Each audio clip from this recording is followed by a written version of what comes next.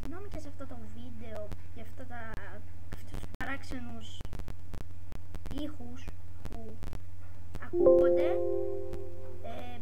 Ναι. Θα προσπαθήσω να βρω έναν τρόπο να μην ακούγονται. Ναι. Σήμερα σε αυτό το βίντεο θα σας δείξω πώς να αλλάξετε το cursor σας. Πρέπει να έχετε πρώτα κατεβάσει ένα cursor ή να έχετε φτιάξει ένα δικό σας cursor.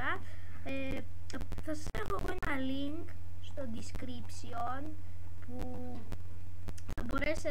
θα είναι αυτή η σελίδα και εσείς θα μπορέσετε να πάτε να φτιάξετε τον cursor σας ή να κατεβάσετε τον cursor που θέλετε. Εδώ πέρα μπορείτε να φτιάξετε έναν online cursor, να τον φτιάξετε εσείς, και εδώ πέρα μπορείτε να πατήσετε cursor.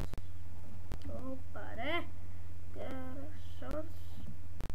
Με πατήσετε cursor. Συγγνώμη για αυτά τα τέλος πάντων που γίνονται.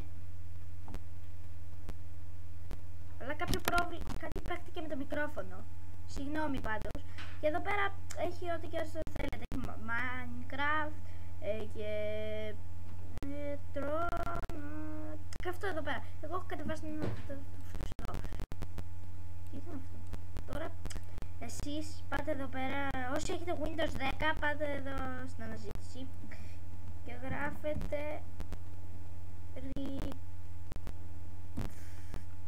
πάτε στις ρυθμίσεις.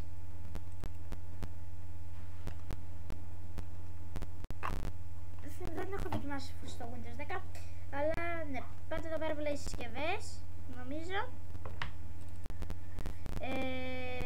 ποντίκι και touchpad, πρόσθετες επιλογές ποντικιού νομίζω, ναι, αυτό είναι δείκτες, yes αυτό είναι, επιλογή δείκτη και αναζήτηση.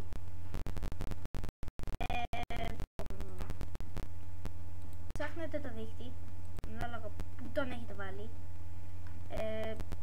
Τώρα εδώ πατάτε αποθηκεύσει ως και μισό λεπτό το όνομα του δείκτη σας. Okay.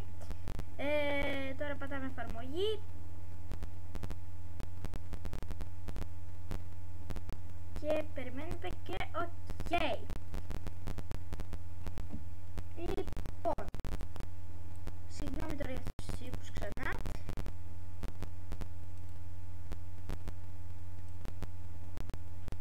Τώρα δεν ακούγονται.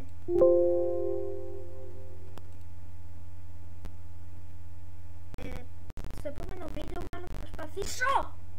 Συγγνώμη γι' αυτό. Στο επόμενο βίντεο θα προσπαθήσω να τους κάνω να μην ακούγονται, γιατί μου είναι πολύ σπαστικοί. Το PC τώρα τους κάνει.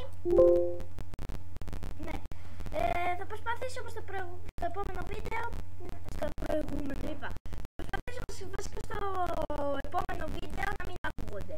Ελπίζω να σας άρεσε το βίντεο μου, κάντε ένα like.